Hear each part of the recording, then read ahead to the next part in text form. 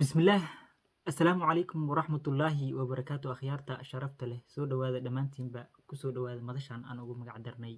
hoyga horumarka qaybteeda aan ku leenahay YouTube. Magacaygu waa Shaakir Akhyaar, waxaan ahay samafale jecel bulshada inuu ka caawiyo inay arkaan awoodooda waxqabadsiya oo noqdaan dad wax tar leh biidnillaah. salaan soo dhaweyn isbarasheer kadib marka koobaad waxaan rabaa intaan muuqaalkeen iyo mawduuceen gudbin inaan idiin mahadceliyo. waxaa la yidhi man laa yashkuri innaas laa yashkuri illaah. qofkaan dadka u mahadcelin ilaahay kuma mahdiyo. waxaa mahad iskale marka koobaad allihii qadaray inaan maanta meeshaan ku kulanno ama caawa meeshaan aan ku kulanno. marka labaad waxaan kaaga mahadcelinayaa adiga oo mar kaleeto madasheena soo booqday oo ku dhuftay muuqaalkan. mahadsanid in badan adiga iyo dhammaan inta commentiga ka bixiyey muuqaalkeeni koobaad, like-ta nagu saaciiday, sheerta sidoo kaleeta, subscribe xataa noo saar. aad iyo aad u mahadsantihiin dhammaantiinba, waanan idinkaga mahadcelinaynaa sidaa noo saacideen. mahadcelin kadib marka waxaan kaloo rabaa akhyaarta kaleeta ayakan inaan u mahadceliyo ila soo talisay oo yiri Shaakirow mujadaha 16.9 u wareeg, macnaha muuqaalka balac ka soo dhig oo sida YouTube-ka sidoo muuqaalka meesha dhan telefoonka dhan ama shaashada dhan loo wada arko oo dhirka ka dhaaf, codka xoogaa kor noogu qaad, maxaa kaleeto thumbnail-ka naga soo habeey iyo daqiiqadaha xoogaa noo soo gaabi. aad iyo aad ugu mahadsantihiin dhammaantiinba, talooyinkiina waa tixgelin doonaa inta macquulka ah. insha allah waxaa fiicnaynay ama habeenina waxaa ka arki doontiin muuqaalkaana ka arki doontiin. codka intaana ka ahayn waxaa rajeynaa inta kaleeto inay xoogaa dhagdhag yihiin. marka mahadsanidiina idin leeyahay. insha allah wixii tala ahna waa soo dhaweynaynaa, qofkii comment noogu qori lahaa iyo qofkii si khaas ah noogula wadaagi lahaaba. aad iyo aad ugu mahadsantihiin. waxaan kaloo rabaa inaan u mahadceliyo gabar walaashay ah oo wax akhris badan oo dadaaleyso oo ayadan fariin qaali ah iisoo qortay oo tiri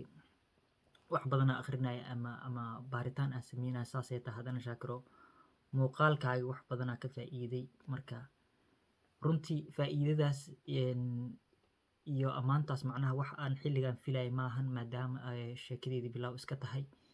aad iyo aad ugu farxa, laakiinse maadaama aan filinayn, mahadsanida ku leeyahay walaashii, adigana qof dadaalaya inaad tahay waa ku ogahay. meeshaas ka sii wado dadaalka, allahana kula garab galo howshaas aa wado. marka mahadcelin kadib aan u guda galno mawduuceena maanta. marka koobaad horta horeet waxaa waaye qeybaha idiin sheegi doonaa. qeybta koobaad waxaa waaye sharaxaad, qeybta labaad waxaa waaye noocyada, midda saddexaadna waxaa waa talo ama qalabkii sida inagu taqaaniinba wax ku samaysan laheedeen si aad u beddeshaan waxaan aan meesha idinkula talinayn. marka mawduuca waxaa ugu magac darnay dadka waa laba nooc ee midkee tahay adiga. dadka waa laba nooc ee midkee tahay adiga. labada noocna markaa dadka u kala qaadayna maahan qabiilkooda, maahan diintooda, maahan midabkooda, maahan wadankay ku dhasheen ama ay joogaan, ma ahan. waxaa waaye marka la fiirinayo maskaxiyan, marka la fiirinayo waaye maskaxiyan ayadoo la fiirinayo labadaas dadka loo kala qaado. waxa u kala qaadayaan aniga maahan, fikradeedana ma ahan. waxaa waaye cilmi baaris la sameeyey ee sameysay islaan Mareykan ah oo la yiraahdo Carol Dweck. Carol Dweck ayaa la yiraahdaa. waxay ku takhasustay cilmu nafsiga, waxay ka haysataa PhD, waxayna professorate ka tahay jaamacadda Stanford loo yaqaano ee ku taalo gobolka California ee dalka Mareykanka. waxaa waa magaalo yaraa, laga yaabaa inay tahay San Francisco aad taqaaniin, iyo waadigii maxaa la dhihi jiray tiknoolajiyadda casriga ah Silicon Valley ee daris yihiin oo 60 kilomitir waxay isku jiraan San Francisco iyo Stanford. musaaca lagu tagi karaa. marka islaan haddadan macnaha sanadkan lagu jiro 2020 xilligaa fiidiyoga fiirsan doonta allahu aclam, laakiin sanadkan 2020 lagu jiro meeshaasay professorate ka tahay. cilmi baaristeedii waxay kusoo koobtay buug lagu magacaabo ama ee ugu magac dartay mindset the new psychology of success ee ku magacaawday. marka su-aashu waa maxay? su-aashu waxaa waaye mindset maxaa laga wadaa? mindset maxaa laga wadaa oo af Soomaali ahaan maxay ku noqonaysaa? mindset af Soomaali ahaan aniga waxaa ku micneeyey waa habfikirkaaga. habfikirkaagana fikirka dabcan intuu ka dhashaa maskaxdu ka dhashaa. habfikirkaaga maskaxeed waayo. waxaa waaye habfikirkaaga maskaxeed waxaa sabab u noqonayo ficilada aad sameynayso oo hadhowtina guul ama guuldarraba ku horseedi doono. Marka mindset waa habfikirka maskaxeed ee sababa ficilada jirkaagu sameynayo ama uu ku dhaqaaqayo. Marka labaad, qodobka intaas sharaxaad ahayd oo qodobkii koowaad ah, waxaan u gudbaynaa qodobkii labaad oo ah sharaxaadii labadii nooc. Nooca koowaad u gudbaynaa. Marka nooca koowaad ee dadka waxay ku tilmaamtaa ayaka kuwa waxay ugu magac dartay fixed mindset. Waxaa waaye marka af Soomaali ahaan hadda isku dayo inaan micno soo dhaweynayo oo ku waxeeyo maskax qufulan. Dadkan waxaa waaye maskaxdooda waa qufulantii ku leedahay, waa xirantii ku leedahay. Waxaa waaye reer koonfurka dadka yiraahdaan madax ka kan waay kan, gar ma gasho garna kama baxdo. Marka waxaa waaye waxay ku leeyihiin dadkaas tilmaamo ama astaamo ay ku caan yihiin jirto dadka maskaxda qufulan oo ay ugu magac darta ayaka fixed mindset. Waxay aaminsan yihiin dadkan caqliga inuusan kobcin. Caqliga waxay ku leeyihiin ma kobco mana kordho, oo waxaa waaye intii aan ku dhashay intaasoo ahaana. oo caqligu waxaa waaye waxaan isbedelayna waaye. Dadaal ama ha dadaalin, caqliga meeshaas u taaganaa. Waa qodobka koowaad. Waxay kaleeto ku leeyihiin waxaanan aqoonin ma baran karo. Waxaan haddaanan aqoonin ma baran karo. Haddaa wax yar dadaalo oo hal mar isku dayo, 2 mar isku dayo, 3 mar isku dayo, baran waayo, aniga micnaheedu waxay ka dhintahay inaan damiin ahay, inaan doqon ahay, inaan nacas ahay, ama gabdhihiina sidoo kaleeto ayaga nacas inaan ahay, dabaal inaan ahay, iyo waxyaabo sidaas oo kale ah ee ka dhigantahay ku leeyihiin. Waa siday aaminsan yihiin. Midda kaleeto waxaa waaye dadkan challenge-ga ma jeclo. Waxyaabaha adag ama waxyaabaha cusub aysan aqoonin inay isku dayaan ma jeclo. Maxaa yeelay waxay rabaan, waxay yaqaanaan bas inay dadka tusaan si loogu moodo dad khatar ah. Midda kaleeto waxaa waaye caqabadaha hadday ku yimaadaan dadkan waxay yiraahdaan caqabada hore ka xallin waayaan, waxay yiraahdaan maya aniga doqonka ahay, sida haddaa idin soo sheego, ama gabar hadday taa nacas ahay, ma samayn karo, ma awoodo, mana xallin karo, wayna iska niyad jabaan. Midda ku xigta waxaa waaye markasta waxay jecel yihiin inay sameeyaan waxay yaqaanaan. Waa sida challenge oo kale mid aan kusoo sheegnay. Marka midda ku xigta waxaa waaye dadaalka waqti dhumisa u arkaan. Waxay ku leeyihiin waxaan 2 mar isku dayay waan keeni waayey, 3 mar isku dayay waa keeni waayey, maxaa waqti iskaga dhumina ugu dadaala. Laga yaabana waxaan waxay ku fiican yihiin inay tahay oo dadaalkii bas uu ka dhiman yahay iyo isku daygii badnaa. Haddiiba way niyad jabaan marka. Haddiibana way niyad jabaan. Dhaliisha iyo macnaha waxaan sameey ama saas way qaldan tahay markii la yiraahdo waxay u arkaan dadkan cadowtinimo loo qabay u arkaan. Xumaan ayaka loo qabay u arkaan, oo aan saacidaad uma arkaan. Midda ugu dambeysa waxaa waa marka qof kaleeto guul hadduu gaaro, guushaas way ka maseeraan, way ka xumaadaan, ama way xaqiraan. qaybtaas marka oo ugu magac darnay dadka maskaxda qufulan oo ka xirxiran oo madax ka kanka ah oo aaminsan waxaan haddaanan aqoon ama wax yar ku baran waayey, micnaheedu waxaa waa aniga damiin iyo dabaal iyo wax matare iyo qof aanan waxba ogeena ahay, meeshaasaana joogaa mana ka dhaqaaqayo ee aaminsan. waa qaybta koowaad waa. marka qaybta labaad waxay leedahay nooca koowaad dadka macnaha saas ay u waxaysan. nooca kaleeto waxaa waaye dad ay ugu magac dartay growth mindset wax la yiraahdo ee leeyihiin ku leedahay growth mindset waxaa ku micnayn lahay maskax furan. waa dad maskax furan oo kobac maskaxdoodu waxay u furan tahay inay kobacdo, inay korto, inay wax cusub bartaan, inay wax cusub maqlaan, inay wax cusub faa'iideystaan ee u furan tahay. sidaasoo kaleeto macnaha dadkan maskaxda furan ayakan waxay maskax furnaanta macnaha laga muuqdo dad kale way ka caqli badan yihiin laga muuqdo, laakiin waxay diyaar u yihiin inay wax bartaan oo maskaxdeedu waxay u furan tahay. tusaalayaashan soo socdo sidaan kuu sheegi doono waxay aaminsan yihiin dadkan taalenta keli ah inaan meel lagu gaaro, macnaha ama heybado keli ah waxa awoodid ama aad taqaanidoo keli ah inaanan meel lagu gaarayn. oo macnaheedu yahay qof kastoo taalenta leh hadduusan dadaalin habarteeda ka tahay meel dheer ma gaarayo, laakiin qof kastoo taalenta leh oo sii dadaalo lama soo qaban karo qofkaas. marka taalenta hadday leeyihiin xataa waxay aaminsan yihiin taalenta keliya meel laguma gaaro, oo dadkan heybadeeda keli ah meel kuma gaarayo, waxaan meel ku gaari karaa dadaalkeygii. midda kaleet waxay leeyihiin maanta haddaa bilaabo mar un waa gaari doonaa maanta haddaa bilaabo mar un waa rumaysan doonaa macnaha waa baran doonaa halkii kuwa kaleeta ay kala hayeen haddaa 2 mar isku dayay oo sameyn waayey waa iska dhaafaa marka dambeeta ay ka niijabayaan kuwaan waxay ku leeyihiin waa bilaaba waan isku dayaa ilaa aan ka barto midda kaleet waxaa waaye challenge-ga way jecel yihiin dadkan challenge-ga ama waxa adag ama waxa cusub way jecel yihiin maadaama ay aaminsan yihiin inay maskaxdooda ay ku kobcayso oo ay ku korayso wax cusub wax laga bartaa dadka kaleeta meesha ay ka jeclaayeen comfort zone-kooda inay ku jiraan oo meesha waxay yaqaaneen iyo waxay ku fiicnaayeen bas inay ku jiraan oo challenge-gan ay ka carari jireen meeshay ka ahaayeen kuwaan waxay jecel yihiin wax cusub inay bartaan comfort zone-kooda inay ka baxaan challenge cusub ay raadiyaan si ay maskaxdooda maxaa la dhihi jiray impulse cusub u hesho ama waxaa la dhihi jiray arrimo cusub oo maskaxda ku cusub aysan aqoonin jirkooda aysan aqoonin ee u arkaan eena wax uga bartaan midda kaleet waxaa waaye caqabadaha waxay u arkaan inay nolosha qayb ka mid ah ay yihiin caqabadaha waana qayb muhiim ah meeshaan caqabadaha waxay u arkaan nolosha qayb ka mid ah inay yihiin caqabad kastoo kugu imaato macnaha dhibaato keliya ah maahan laakiinse waxaa waaye cashir aa wax ka baranaysid oo qayb ka mid ah nolosha waaye waxaana isku dayaa sidaa ku xalin lahay ay leeyihiin midda kaleet waxaa waaye dadaalka waajib waaye sida koowaad meesha kusoo marnay oo kaleet waxay ku leeyihiin dadaalka waajib waaye ama taalint lahow ama lahaan dadaalka waajib waaye qodobka kaleet waxaa waaye weligood ma niyad jabaan dadkan habarteedii ka tahay isma dhiibaayaan dhaliishan waxay u arkaan midda kale ku xigta waaye dhaliisha waxay u arkaan fursad inay tahay fursad ay ku fiicnaan karaan inay tahay haddii qofka dhaliil loo soo jeediyey ama waxaas asaaska ah ama waxaanasaan ah la yiraahdo wixii marka koowaad weerar ay ku socdo uma qaadanayaan xumaan uma qaadanayaan iyo kuwii kaleet haddaay sida u arkayeen cadownimo uma arkayaan ee waxay u qaadanayaan inay tahay talo iyo fursad ay ku fiicnaan karaan ee wixii si fiican ugu fiirsanayaan sax miya haa dhac way qaadanayaan taladii waxayna isku dayayaan hadduu ilaahay idmo inay dhaliishi wax ka bedelaan macnaha wixii lagula taliyay ee si fiican wax ugu sameeyaan midda ku xigta waxaa waaye dadka kale guushooda wax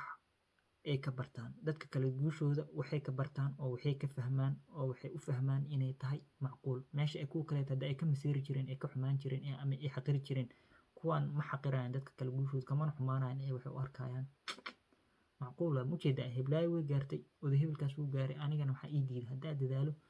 waa gaari karaahay ku leeyihiin ee ma dhahayaan macnaha aniga dabaala ahay ninkaas caqliguu leeyahay marka waxaa waa wuu gaaray aniga ma gaari karo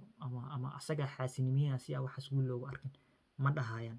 ee waxay leeyihiin maasha allah khatar waayo anigana tusaale ii tahay tusaale fiican uu ii noqonaa waana gaari karaa guuldarrada waxay u arkaan cashir ay u arkaan guuldarrada waxay u arkaan cashir ay u arkaan qodobka saddexaad kusoo qaadan doonaa in kugu sheegi doona hadduu ilaahay ilmo guuldarrada muhiimadeeda marka guuldarrada cashir ay u arkaan waxayna ka helaan dhiirigelin dheeraad ah maadaama maanta guuldaraysta berita inaa badiyo berita laga badina haddana berita maadaama iga badiyo beri dambe inaa badiyo maalinka saasay usoo taagan yihiin ilaa ay ka badiyaan macnaha guuldarradii iyo caqabadii iyo wixii ee waddada ka nadiifiyaan ee meel kaleed ka gaaraan midda ugu dambeysa waxaa waaye dadaalka ma joojiyaan dadkan habarteeda ka tahay madaaliyaal waaye madaaliyaal ama wixii ha gaaraan ama aysan gaarin maalin walba dadaal cusub ay sii wadaan oo maxaa la dhihi jiray guushooda kuma nastaan maantay laba guul yaroo gaaraan intay saas dhahaan meel iskama jiiftaan marka intaas waxaa waaye labada qof dadka qof waxay ku kala duwan yihiin waa idiin soo sheegay noocna waxaa waaye maskax xiran oo aaminsan waxay ahaayeen iyo waxay yaqaaneen wax ka dheeraad ah inaysan barin karin dadka kaleetan waxay aaminsan yihiin waxaan challenge cusub waaye maasha allah caqabadan waxaa waaye fursad waaye haddaa taraynayno oo isku dayno oo dadaalno wax cusub inaan ka baran karo aana ka gudbi karo tilaabada xigtana aan u gudbi karo ilaa aan maalinta dambeed aniga ka noqonayo qof khatar ah ugu dambeynti marka qodobka saddexaad waxaa waaye qalabkii ama xalkii ama taladii aan idiin sheegay oo ah waa noo sheegtay labada qof sidaa labada nooc ee dadka ahaayeen waa noo sheegtay laakiinse maxaa xal ah ama maxaa tilaabo qaadi karnaa annaga midda koowaad waxaa ku leeyahay horta horete ama dadka maskaxda qufulan ku jir ama dadka maskaxda furan ku jir labadaba macnaha midkaa ku jirtaba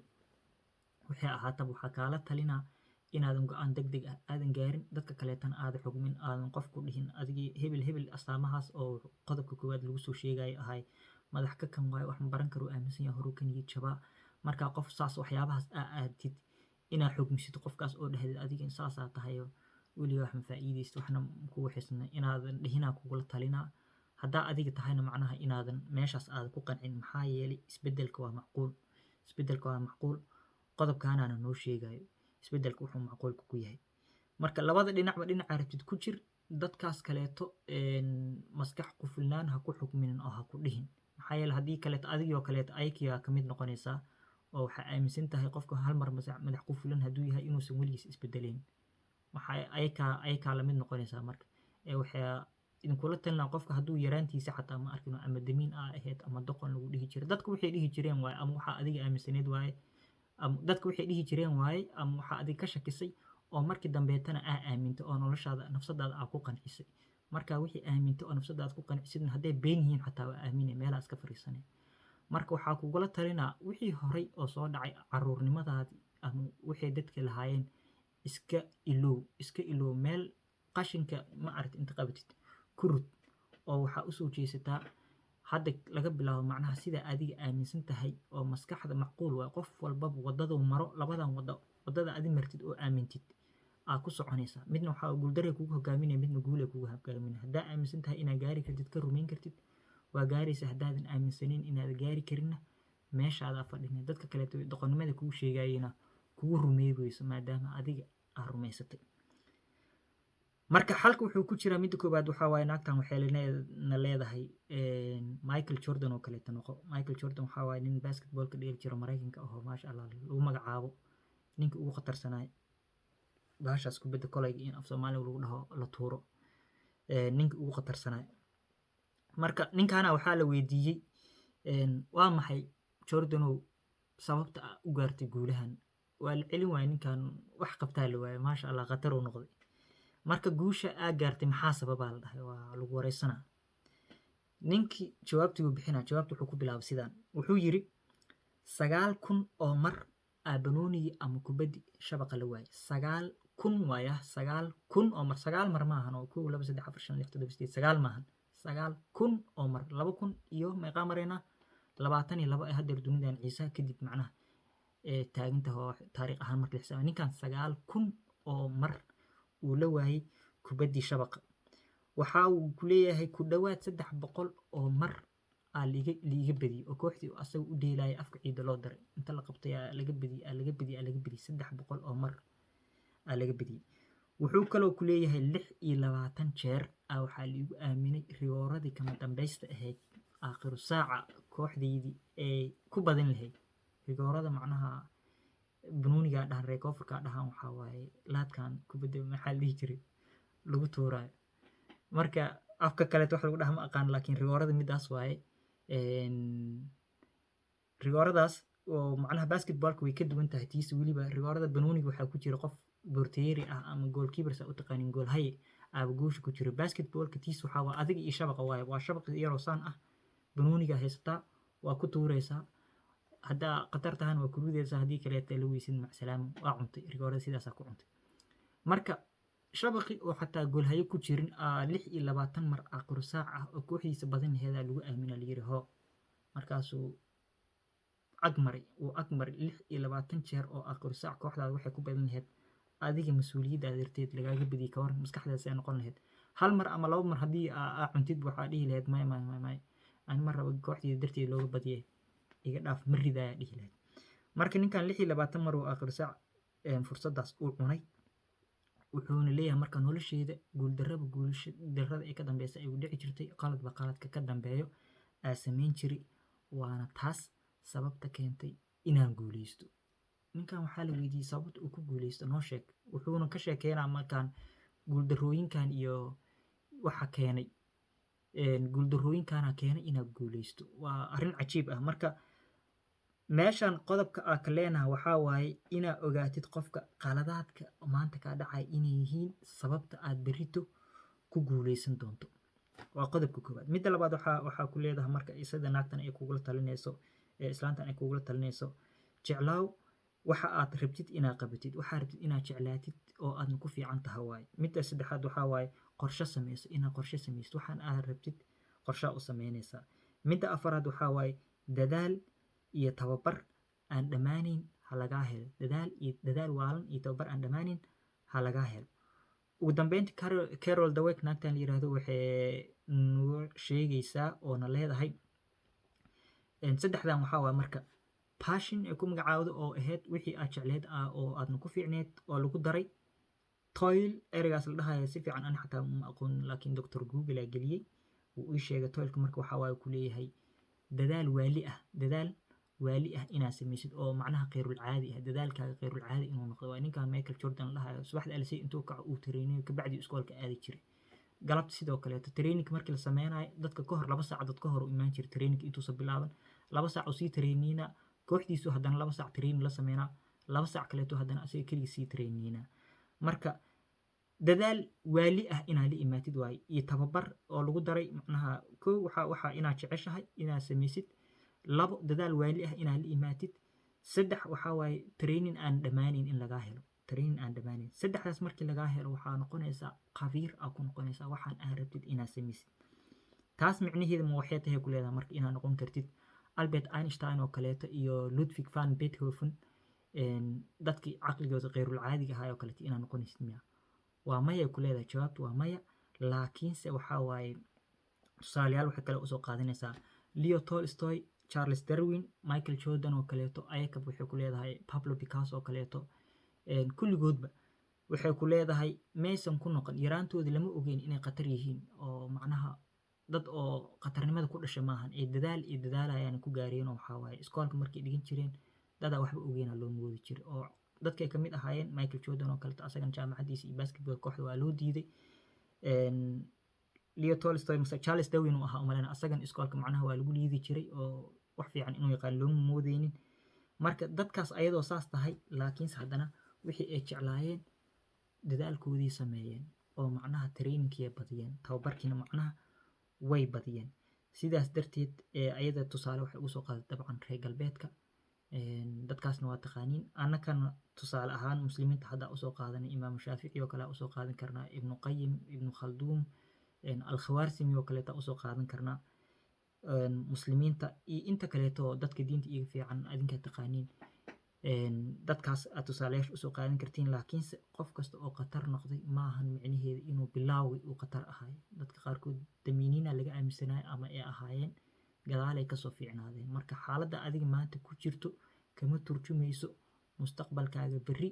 iyo waxaa noqon kartid waxaa waaye xaaliyan haddeer wax lagu jiro ee maskaxdaada aaminsantaha maskaxdaada haddaa bedeshid ha fikirkaaga aa bedeshid ficilladaadaa bedelmaan ficilladaada hadday bedelmaan ujeedaa waxay u bedelmayaan ama dhinaca guusha ama dhinaci guuldarrada maskaxdaada hadday xirnaato oo aamintid waxaan ma samayn karo dhinaca guuldarrada aadaysaa hadday maskaxdaada aaminto traininka iyo maxaa la dhihi jiray dadaalkii badnaay haddaa la imaado oo waxaan jecelahay aan sameeyo